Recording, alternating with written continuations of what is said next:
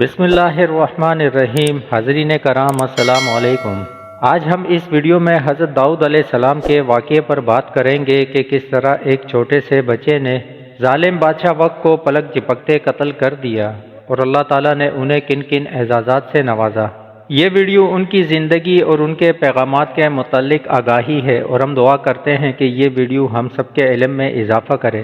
پیارے دوستو، اگر آپ ہمارے چینل پر نئے ہیں تو اس چینل کو سبسکرائب کر کے بیل آئیکن کو پریس کریں تاکہ ہماری ہر نئی آنے والی ویڈیو آپ کو بآسانی ملتی رہے، اور اس ویڈیو کو لائک ضرور کریں۔ آپ کے ایک لائک کرنے سے ہمیں بہت خوشی ہوتی ہے۔ قوم عمالقہ کے ظالم جابر بادشاہ جالوت کی فوج کے مقابلے میں صف آرا بنی اسرائیل کے بادشاہ حضرت طالوت کے لشکر میں ایک کم عمر نوجوان بھی اپنی غلیل کے ساتھ شامل تھا، کیونکہ کم عمر ہونے کی وجہ سے اسے اسلحہ نہیں دیا گیا تھا۔ جالوت جسم کو سامان حرب سے سجائے نہایت رعونت اور تکبر سے شاہی سواری پر بیٹھا اہل ایمان کو دعوت مباشرت دے رہا تھا۔ ابھی بنی اسرائیل کا یہ چھوٹا سا لشکر کوئی فیصلہ بھی نہ کر پایا تھا کہ اچانک ان کی صفوں میں موجود یہ کم عمر نوجوان عقاب جیسی برق رفتاری سے باہر نکلا اور جالوت کے سامنے پہنچ کر اسے للکارنے لگا۔ گوشت کے پہاڑ لہیم شہیم طویل القامت جالوت نے حیرت کے ساتھ نوجوان کو دیکھا تو حقارت سے بولا، جا میری آنکھوں کے سامنے سے دور ہو جا، میں تجھے قتل کرنا پسند نہیں کرتا۔ بے خوف نوجوان نے بادشاہ کی آنکھوں میں آنکھیں ڈال کر گرجدار آواز میں جواب دیا، لیکن تجھے قتل کرنا مجھے پسند ہے۔ پھر فلک پر چمکتے سورج کی تیز روشنی میں ارض و سما نے ایک حیرت انگیز منظر دیکھا۔ نوجوان کی غلیل سے گولی کی طرح نکلے پتھر سے جالوت کا متکبر سر پاش پاش ہو چکا تھا اور اس کا طاقتور جسم زمین پر اوندے منہ پڑا تھا۔ یہ سب اتنا اچانک ہوا کہ جالوت کی اسلحہ سے لیس فوج کو سنبھلنے کا موقع ہی نہ ملا اور وہ بدحواس ہو کر بھاگ کھڑی ہوئی۔ یہ نوجوان ایک چرواہا تھا جو سارا دن جنگل میں بکریاں چرایا کرتا اور غلیل سے بکریوں کے قریب آنے والے درندوں کو مار بھگاتا، لیکن قدرت نے تو اس کے لیے بڑے فیصلے کر رکھے تھے۔ اللہ تعالیٰ نے پہلے اسے بنی اسرائیل کا بادشاہ بنایا اور پھر اسے نبوت اور رسالت کے عظیم منصب پر فائز فرمایا۔ قرآن پاک میں ارشاد ہے، داؤد علیہ السلام نے جالوت کو قتل کر ڈالا اور اللہ نے ان کو بادشاہی اور دانائی بخشی اور جن جن چیزوں کا چاہا انہیں علم دیا۔ حضرت داؤد علیہ السلام 965 قبل مسیح فلسطین میں پیدا ہوئے۔ آپ حضرت ابراہیم کی نسل میں سے تھے۔ محمد بن اسحاق حضرت وہب بن منبہ کے حوالے سے تحریر کرتے ہیں کہ حضرت داؤد علیہ السلام پستہ قد تھے، آنکھیں نیلی تھی، جسم پر بال بہت کم تھے، چہرے سے پاکیزگی جھلکتی تھی، نہایت ہمدرد، قوی، بہادر اور نڈر ہونے کے ساتھ حکمرانی اور فیصلہ کرنے کی قوت تحفہ خداوندی تھی۔ حضرت داؤد علیہ السلام سے قبل بنی اسرائیل میں نبوت آل لاوی بن یعقوب میں چلی آ رہی تھی، جبکہ بادشاہت دوسرے خاندان یہودا بن یعقوب میں تھی، لیکن اللہ رب العزت نے پہلی مرتبہ دونوں اعزازات ایک ہی شخصیت میں جمع فرما دیے۔ حضرت داؤد علیہ السلام اللہ کے برگزیدہ نبی اور رسول تھے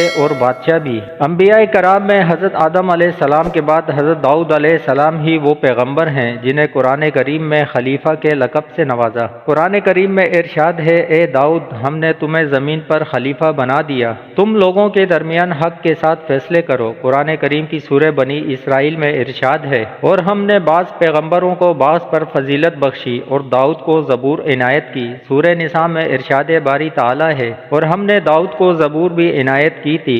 امام بغوی نے اپنی تفسیر میں لکھا ہے کہ زبور اللہ کی کتاب ہے جو حضرت داؤد علیہ السلام پر نازل ہوئی۔ اس میں 150 صورتیں ہیں جو دعاؤں اور حمد و ثنا پر مشتمل ہے، تاہم ان میں حلال و حرام اور فرائض و حدود کا بیان نہیں۔ زبور کے لغوی معنی پارے یا ٹکڑے کے ہیں۔ زبور کے نزول کا مقصد تورات کی تکمیل تھا، اس لیے گویا یہ تورات ہی کا ایک حصہ یا ٹکڑا ہے۔ زبور اللہ تعالیٰ کی حمد و ثنا سے مزین ہے، اور حضرت داؤد علیہ السلام کو اللہ تعالیٰ نے دل نشین آواز اور سحر انگیز طرز عطا فرمایا تھا۔ آپ جب زبور کی تلاوت فرماتے تو وجد افرین تلاوت سے مسحور ہو کر چرند پرند، درخت، پہاڑ، جن و انس، دریا و سمندر یعنی سب اللہ تعالیٰ کی حمد و ثنا میں محو ہو جاتے جاتے، اسی لیے آج تک طرز داؤدی ضرب المثل ہے۔ حضرت ابو ہریرہ رضی اللہ تعالی عنہ سے مروی ہے کہ رسول اللہ صلی اللہ علیہ وسلم نے فرمایا کہ داؤد علیہ السلام پر قرات کو آسان اور ہلکا کر دیا گیا تھا، وہ اپنے گھوڑے پر زین کسنے کا حکم فرماتے، اور اس سے پہلے کہ زین کسی جاتی آپ پوری زبور تلاوت کر چکے ہوتے۔ حضور نبی کریم صلی اللہ علیہ وسلم جب حضرت ابو موسیٰ اشعری کی تلاوت قرآن سنتے تو فرماتے، ابو موسیٰ کو اللہ نے لحن داؤدی عطا فرمایا ہے۔ اللہ تعالیٰ سورہ انبیاء میں فرماتے ہیں کہ ہم نے پہاڑوں کو داؤد کے لیے مسخر کر دیا کہ ان کے ساتھ تسبیح کرتے تھے، اور جانوروں کو بھی مسخر کر دیا تھا۔ سورہ سواد میں ارشاد ہے، ہم نے پہاڑوں کو ان کے زیر فرمان کر دیا تھا کہ صبح و شام ان کے ساتھ اللہ کی تسبیح کیا کرتے تھے، اور پرندوں کو بھی کہ جمع رہتے تھے،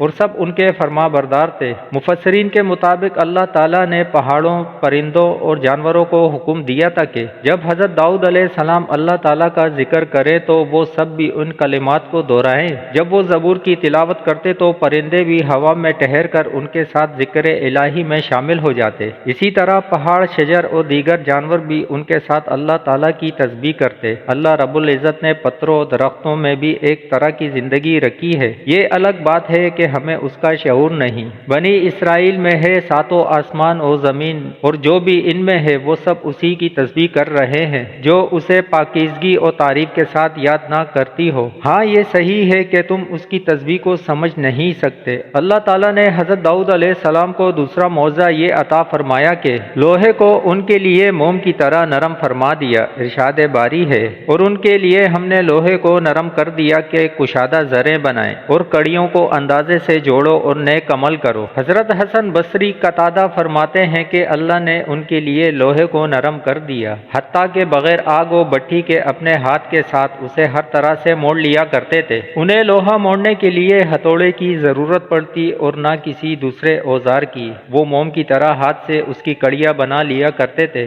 حضرت قتادہ فرماتے ہیں کہ سب سے پہلے شخص جنہوں نے کڑیوں کی انتہائی محفوظ زرہ بنائی وہ حضرت داؤد ہیں۔ اس سے پہلے صاف چادر کی زرہ بنتی تھیں۔ ابن شوذب فرماتے ہیں کہ آپ دن میں ایک ذرہ بنا لیا کرتے تھے جو 600 درم میں فروخت ہوتی۔ اللہ تعالیٰ ارشاد فرماتے ہیں کہ ہم نے اسے تمہارے لیے لباس بنانے کا ہنر سکھایا تاکہ لڑائی کے ضرر سے تمہارا بچاؤ ہو۔ ابن کثیر میں حافظ ابن عساکر کی روایت ہے کہ حضرت داؤد علیہ السلام اپنی خلافت کے زمانے میں بیس بدل کر بازاروں میں جاتے اور لوگوں سے پوچھا کرتے کہ داؤد کیسے آدمی ہیں۔ چونکہ سلطنت میں عدل و انصاف عام تھا اور لوگ آرام و عیش سے رہتے تھے، کسی کو حکومت سے شکایت نہ تھی، اس لیے آپ جس سے بھی سوال کرتے وہ حضرت داؤد علیہ السلام کی تعریف ہی کرتا۔ اللہ تعالیٰ نے آپ کی تعلیم کے لیے ایک فرشتے کو انسانی شکل میں بھیجا تو آپ نے حسب عادت اس سے بھی وہی سوال کیا۔ فرشتے نے جواب دیا، داؤد علیہ السلام بہت اچھے آدمی ہیں، وہ اپنے نفس اور اپنی رونیت کے لیے بھی بہتر ہیں، مگر ان میں ایک عادت ایسی ہے کہ وہ نہ ہوتی تو کامل انسان ہوتے۔ داؤد علیہ السلام نے پوچھا، وہ کیا عادت ہے؟ فرشتے نے کہا، وہ اپنے اور اہل و عیال کے خرچ کے لیے بیت المال سے لیتے ہیں۔ یہ بات سن کر حضرت داؤد علیہ السلام نے دعا فرمائی، اے اللہ مجھے کوئی ایسا کام سکھا دے جو میں اپنے ہاتھ سے کروں اور اس کی اجرت سے اہل و عیال کے اخراجات پورے کر سکوں، عوام کی خدمت اور سلطنت کے تمام کام بلا معاوضہ کروں۔ ان کی دعا قبول ہوئی اور انہیں ذرہ بنانے کا ہنر سکھا دیا گیا۔ قرآن کریم میں ارشاد ہے، ہمارے بندے داؤد کو یاد کرو جو صاحب قوت تھے اور بے شک وہ رجوع کرنے والے تھے۔ مفسرین فرماتے ہیں کہ اس آیت مبارکہ میں اللہ تعالیٰ نے حضرت داؤد علیہ السلام کے بہت زیادہ عبادت میں مصروف رہنے کی جانب اشارہ فرمایا ہے۔ حدیث مبارکہ میں آتا ہے کہ اللہ تعالیٰ کو سب سے زیادہ محبوب داؤد علیہ السلام کی نماز اور سب سے زیادہ محبوب روزے داؤد علیہ السلام کے روزے ہیں۔ وہ آدھی رات تک سوتے، پھر اٹھ کر رات کا تہائی حصہ عبادت میں کڑے رہتے اور رات کے آخری حصے میں سو جاتے۔ ایک دن روزہ رکھتے اور ایک دن ناغہ کرتے، جنگ میں فرار نہ ہوتے۔ حضرت داؤد علیہ السلام اپنے زمانے میں لوگوں کے مقتدا اور پیشوا تھے۔ آپ عدل و انصاف اور زہد و تقوی میں مشہور تھے۔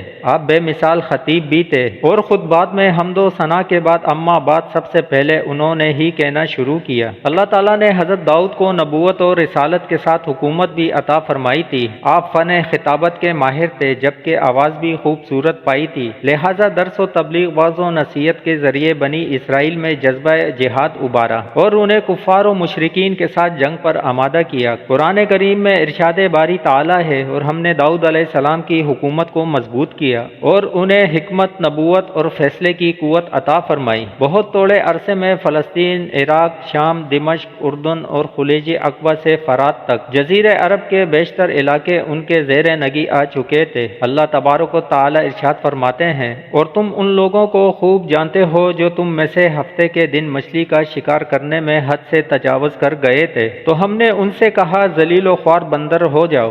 مفسرین کے مطابق صورتیں مسخ ہونے کا یہ واقعہ حضرت داؤد علیہ السلام کے زمانے میں پیش آیا۔ بنی اسرائیل کے لیے ہفتے کا دن صرف عبادت کے لیے محسوس تھا، اور اس دن مچھلی کے شکار سمیت ہر دنیاوی کام ممنوع تھا۔ لیکن سمندر کے کنارے آباد مچھلی کے شوقین ان لوگوں نے حکم کی نافرمانی کی، جس پر اللہ تعالیٰ نے ان کی شکلوں کو مسخ کر دیا، اور پھر 3 دن بعد وہ سب لوگ مر گئے۔ تفسیر قرطبی میں ہے کہ یہود نے شروع میں تو ہیلے بہانے کر کے مچھلیاں پکڑی، پھر عام طور پر شکار کھیلنے لگے تو ان میں 2 جماعتیں ہو گئی۔ ایک جماعت میں علماء اور صلح تھے جو انہیں اس کام سے روکتے، جبکہ دوسری جماعت نافرمان افراد پر مشتمل تھی۔ پھر بستی کے بھی 2 حصے کر لیے گئے اور ان کے باہمی تعلقات منقطع ہو گئے۔ ایک روز محسوس ہوا کہ جس حصے میں نافرمان رہتے ہیں وہاں بالکل سناٹا ہے۔ جب وہاں جا کر دیکھا گیا تو وہاں رہنے والوں کی صورتیں مسح ہو چکی تھیں۔ حضرت قتادہ فرماتے ہیں کہ ان کے جوان بندر اور بوڑھے خنزیر بنا دیے گئے تھے، مگر وہ اپنے رشتہ دار انسانوں کو پہچانتے تھے اور ان کے قریب آ کر روتے تھے۔ حضرت عبداللہ بن مسعود سے صحیح مسلم میں منقول ہے کہ بعض لوگوں نے اپنے زمانے کے بندروں اور خنزیروں کے بارے میں حضرت صلی اللہ علیہ وسلم سے دریافت کیا کہ کیا یہ وہی مسح شدہ شکلوں والے یہودی ہیں؟ آپ صلی اللہ علیہ وسلم نے فرمایا، اللہ تعالیٰ جب کسی قوم میں مسح صورت کا عذاب نازل کرتے ہیں تو ان کی نسل نہیں چلتی بلکہ چند روز میں ہلاک ہو کر ختم ہو جاتے ہیں۔ بندر اور خنزیر دنیا میں پہلے ہی سے موجود تھے۔ حضرت داؤد علیہ السلام نے 100 سال کی عمر میں وفات پائی۔ حضرت ابن عباس سے مروی ہے کہ حضرت داؤد ہفتے کے دن اچانک وفات پا گئے اور پرندوں کے جھنڈ ابر کی طرح ان پر سایہ فگن تھی۔ آپ کے جنازے میں شریک صرف علماء بنی اسرائیل کی تعداد 40,000 تھی، جبکہ عوام الناس کی کثیر تعداد اس کے علاوہ تھی۔ بنی اسرائیل میں حضرت موسیٰ اور حضرت ہارون کی وفات کے بعد اس قدر رنج و غم کسی اور کی وفات پر نہ ہوا تھا۔